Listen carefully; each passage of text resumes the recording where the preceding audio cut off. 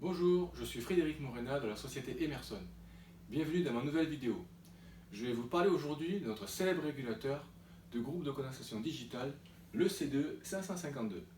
Ce régulateur étant utilisé sur de nombreux groupes de condensation Emerson et aussi dans des groupes de condensation de nos clients intégrateurs. Donc c'est la raison pour laquelle je fais cette vidéo sur le C2-552. Dans un premier temps, voici le sommaire. Tout d'abord, on va parler du schéma de câblage de l'EC2-552. Ensuite, comment on manipule le régulateur. On va voir aussi les principaux réglages de ce régulateur. Et pour terminer, les principales alarmes. Voici le schéma de câblage. En partie haute, on a l'alimentation 24 volts et ensuite les sorties du régulateur. Donc on a, dans un premier temps, la phase qui rentre en neuf pour piloter les contacteurs des compresseurs. Et on a entre 5 et 6 la partie ventilation. Donc c'est un signal 0,10 volts qui peut être envoyé vers un variateur de vitesse ou directement piloter des ventilateurs avec des moteurs EC. Et on a entre 1 et 2 la sortie 24 volts qui vient piloter l'électrobahn du scroll digital. Ensuite, en partie basse, on a les entrées. Donc on a les deux capteurs de pression, le capteur BP et le capteur HP qui se connectent ici. Ensuite, on a les deux contacts de la chaîne de sécurité du compresseur 1 et du compresseur 2.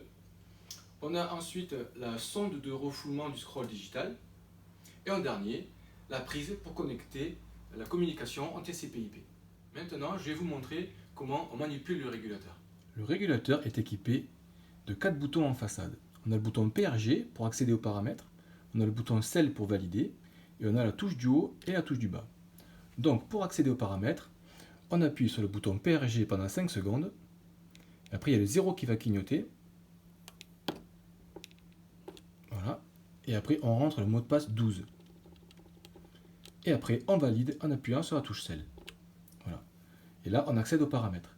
Donc pour faire défiler les paramètres dans le bon ordre, on utilise la flèche du haut. Donc on commence par le /1. Ensuite, on a P0, P1. Voilà. Donc pour rentrer dans un paramètre, par exemple, on appuie sur la touche Cell. On modifie la valeur, et pour le valider, on appuie également sur la touche Cell. Voilà. Une fois qu'on a modifié tous ces paramètres, il faut appuyer sur PRG pour valider la modification des paramètres et ressortir du mode réglage. Pour faire défiler les valeurs lues par le régulateur, il faut appuyer sur la touche Cell pendant 2 secondes.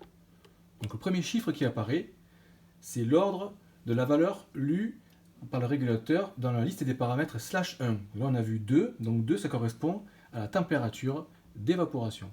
Si je rappuie sur Cell, ça va nous afficher 3, et là c'est la pression de condensation.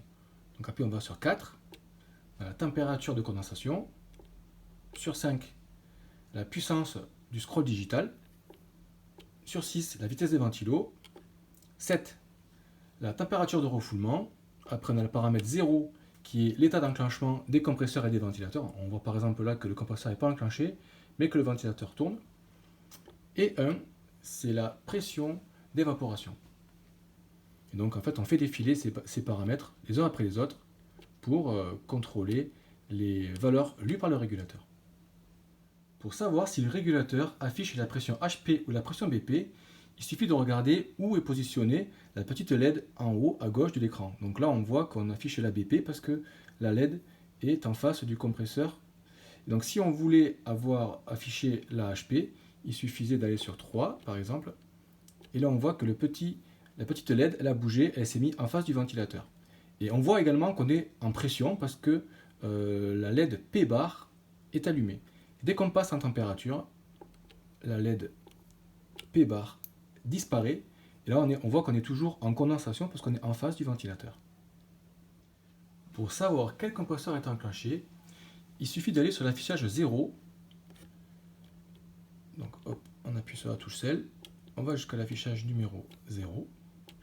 Et là maintenant on voit qu'on a un compresseur enclenché, et la barre verticale allumée signifie que c'est le compresseur numéro 1 qui est enclenché. Donc maintenant on va enclencher le numéro 2 en faisant augmenter un petit peu la BP. Donc on attend que la tempo de quelques secondes agisse, et on va avoir ensuite le numéro 2 qui s'enclenche ici. Donc voilà, donc là le numéro 1, le numéro 2, et ici les ventilateurs qui sont activés. Maintenant je vais vous montrer l'effet d'une alarme pressosta BP, par exemple, du compresseur numéro 1. Donc par exemple, hop, je simule l'ouverture du contact du compresseur numéro 1. Donc là, on voit que l'alarme E1 apparaît et que le compresseur numéro 1 s'est arrêté. Par contre, le numéro 2, vu que sa chaîne de sécurité est toujours fermée, il continue de fonctionner. Et lorsque on referme la chaîne, normalement, après une certaine tempo, le compresseur redémarre. Je vais vous montrer comment on réinitialise les paramètres aux valeurs par défaut. Donc il faut appuyer simultanément sur les deux flèches. Au bout de quelques secondes, il y a le 0 qui va clignoter. Et donc on rentre le mot de passe 12. Et ensuite, on valide avec celle. Donc là maintenant, on va sur le paramètre qui s'appelle numéro 3. Et on valide avec celle. Donc là maintenant, on va voir un petit message off qui apparaît. Et on va attendre quelques secondes que le régulateur se réinitialise. Et donc, à la fin de l'initialisation, on aura le petit message IN qui va nous dire que c'est bien fait. Voilà, IN apparaît maintenant. Maintenant, IP. C'est parce que c'est un régulateur qui communique avec une adresse IP. Et voilà, maintenant, on revient à l'affichage par défaut avec l'état de fonctionnement des compresseurs et des ventilateurs. Parlons maintenant des paramètres. Voici la liste complète où seulement une dizaine sont à modifier. On va commencer par les paramètres C1 qui concernent le compresseur. Donc le premier paramètre, c'est le paramètre /1 qui est la valeur à afficher par défaut. Donc on peut faire afficher par défaut l'état des compresseurs et du ventilateur, ou la pression d'aspiration, ou la température d'aspiration saturée, et ainsi de suite. Le paramètre suivant, c'est le paramètre P0 qui est le réglage du point de consigne de la BP. Alors ce paramètre, on peut le régler par exemple sur 3 barres. Le paramètre qui suit, c'est le paramètre P1 qui est la bande proportionnelle. Et donc ce paramètre P1 encadre le point de consigne. Alors voici la règle qu'il faut appliquer pour arrêter un compresseur. Donc alors par exemple, on met le paramètre P0 sur 3 et le paramètre P1 sur 2. Pour arrêter un compresseur, il faut faire P0 moins un demi de P1. Et à cela, on vient ajouter la tempo T2. Donc par exemple, on avait dit 3 barres en point de consigne, 2 barres en P1. Donc ça fait 3 moins un demi de P1, donc 3 moins 1, ça fera 2 barres. Donc le compresseur s'arrêtera à 2 barres, plus la temporisation T2, qui est la tempo précédant une diminution de puissance. Et de la même règle pour démarrer le compresseur numéro 2. Donc on va faire P0 plus un demi de P1. Donc ça fait 3 plus un demi de 2, 3 plus 1. Ça fait 4. Donc on démarrera le compresseur numéro 2 à 4 barres plus la tempo T1 qui est ici, qui est la tempo précédant une augmentation de puissance. On a ensuite un paramètre important qui est le paramètre P3 qui est une limite de pression basse. C'est-à-dire que c'est la sécurité de la sécurité. Lorsque la pression atteindra la valeur de P3, le régulateur arrêtera le compresseur et les ventilateurs. Et de même pour le paramètre P8, qui concerne lui la pression HP. Lorsqu'on arrivera à la pression réglée dans P8, le régulateur arrêtera le compresseur et les ventilateurs. On a ensuite le paramètre F2, qui lui est la puissance minimum du scroll digital. Le paramètre suivant, c'est le paramètre F6. C'est le cycle de modulation du scroll digital. En général, on le règle sur 10 secondes. Le dernier paramètre qui concerne le compresseur, c'est le paramètre R3. C'est pour régler le type de fluide, tel que le R22, 134, R404, R448, R449, R450, R513. On passe ensuite à la boucle C2, où on va venir régler le point de consigne qui concerne la pression de condensation. Donc ça s'appelle P0, et ici on va venir le régler aux alentours des 14 ou 15 bars en fonction du point de consigne qu'on désire. Et on a la même chose que pour la BP, on a aussi une bande proportionnelle qui elle aussi vient encadrer le point de consigne avec moitié en dessus et moitié en dessous. Donc en général, on le règle sur 6 bars, comme ça fait 3 bars en dessus, 3 bars en dessous, ça laisse largement le temps de régulateur de gérer la vitesse du ventilateur. Le dernier paramètre qu'on va régler, c'est le paramètre A2 qui concerne la limite de pression de condensation basse. Donc de base, ce paramètre il est réglé sur 10 bars. Et il est fréquent d'avoir des alarmes en hiver.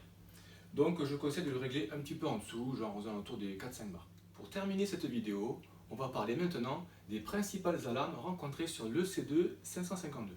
Donc on commence par l'alarme qui s'appelle LP, qui est l'alarme Low Pressure. Et on peut la rencontrer soit en pression d'aspiration, soit en pression de condensation. Cette alarme intervient lorsque les pressions arrivent en dessous des valeurs réglées dans les paramètres A2.